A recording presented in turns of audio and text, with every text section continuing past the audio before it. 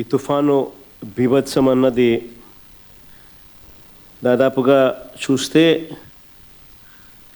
నిజం చెప్పాలనంటే wind share form అయ్యి కాస్తో కూస్తో తుఫాన్ డిసిపేట్ అయ్యి తీవ్రత తగ్గినప్పటికీ కూడా రైతుల మీద మాత్రం దీని ప్రభావం చాలా సివియర్గాను సీరియస్గాను దీని ప్రభావం చోటు చేసుకుంది.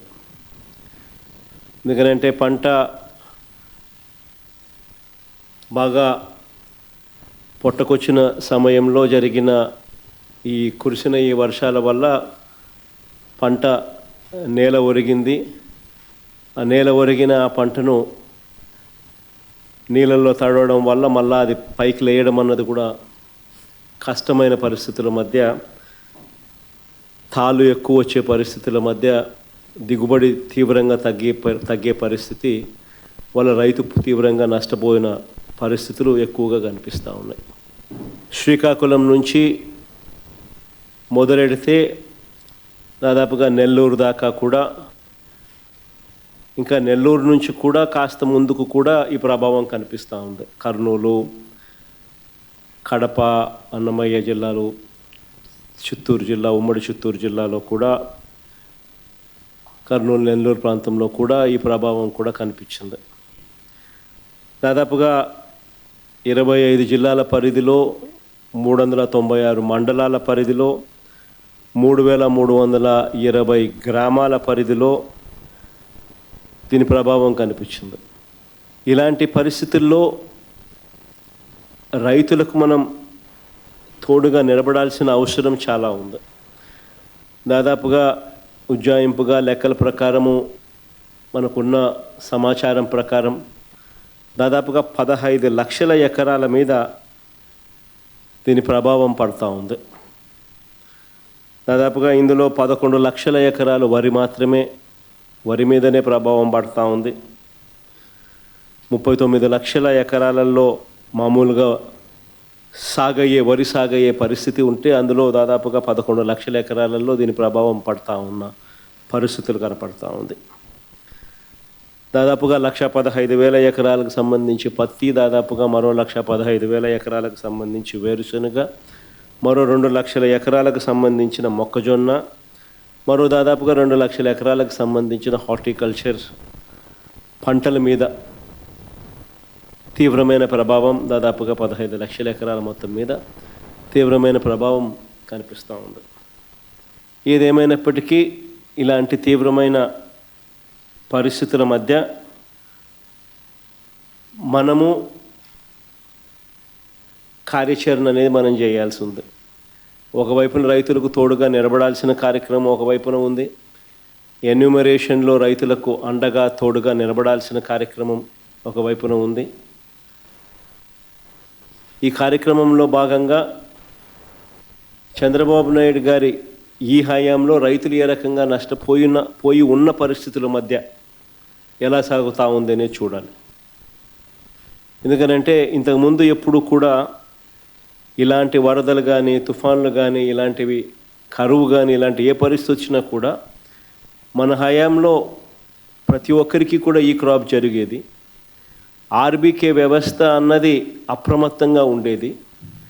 ఆర్బీకే వ్యవస్థ అప్రమత్తంగా ఉండి ప్రతి గ్రామంలో అందుబాటులో ఉండి అక్కడ అగ్రికల్చరల్ అసిస్టెంట్ రూపాన అగ్రికల్చరల్ గ్రాడ్యుయేట్ చదివిన పిల్లలు అక్కడ అందుబాటులో ఉండి, గ్రామ సచివాలయము, ఆర్బీకేలు ఇవన్నీ కలిసికట్టుగా ఉండి ఆర్బీకేలో ఈ క్రాప్ వ్యవస్థ అన్నది పగడ్బందీగా ఉన్న పరిస్థితుల మధ్య ఉచిత పంటల బీమా అన్నది మన హయాంలో రైతులకు అందుబాటులో ఉన్న పరిస్థితుల మధ్య ప్రతి రైతుకు ఒక భరోసా ఉండేది.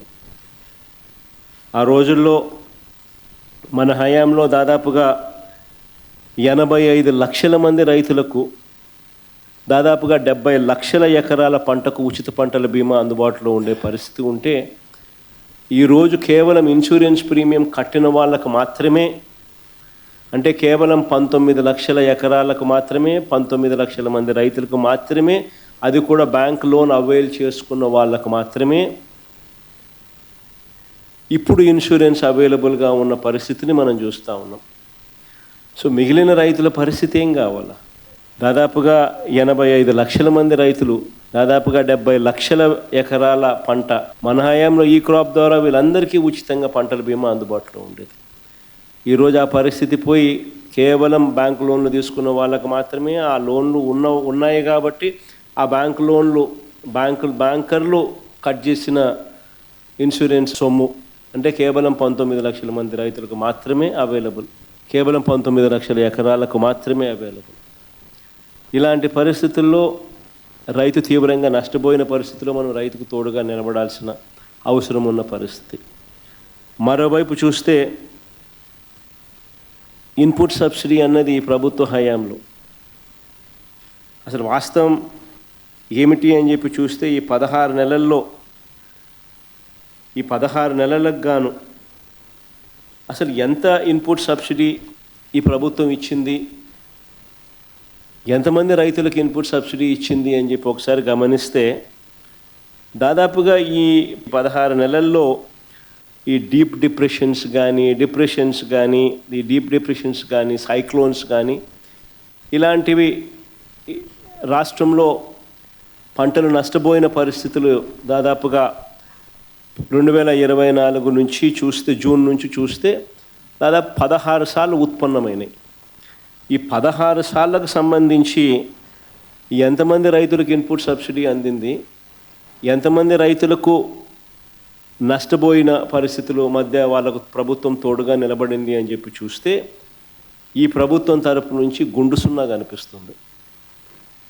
అంటే ఏ ఒక్క రైతుకు కూడా ఇన్పుట్ సబ్సిడీ అన్నది అందించని పరిస్థితిలో ఈ రాష్ట్ర ప్రభుత్వం కనిపిస్తూ ఉంది.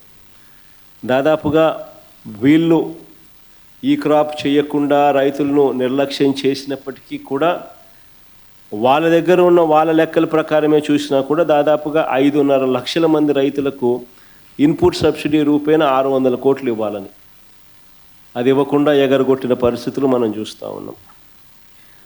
మిర్చికి క్వింటాలకు 11,781 రూపాయలు ఇస్తాము, కొనుగోలు చేస్తాము అని చెప్పినారు క్వింటాలకు. ఆశ్చర్యం కలిగించే విషయం ఏంటంటే ₹1 ఇవ్వాల. పొగాకు కొనుగోలు చేస్తామన్నారు, ఎక్కడ దిక్కు దానికి కూడా పొగాకు కొనుగోలుకు కూడా ఎక్కడ కూడా చేసిన పుణ్యం కట్టుకోలేదు. మామిడికి ₹12 కొనుగోలు చేస్తామన్నారు కిలోకు, ఒక రైతుకు మంచి చేయలేదు. ఉల్లికి క్వింటాలకు 1200తో కొనుగోలు చేస్తామని చెప్పినారు, చేతులు ఎత్తేసారు.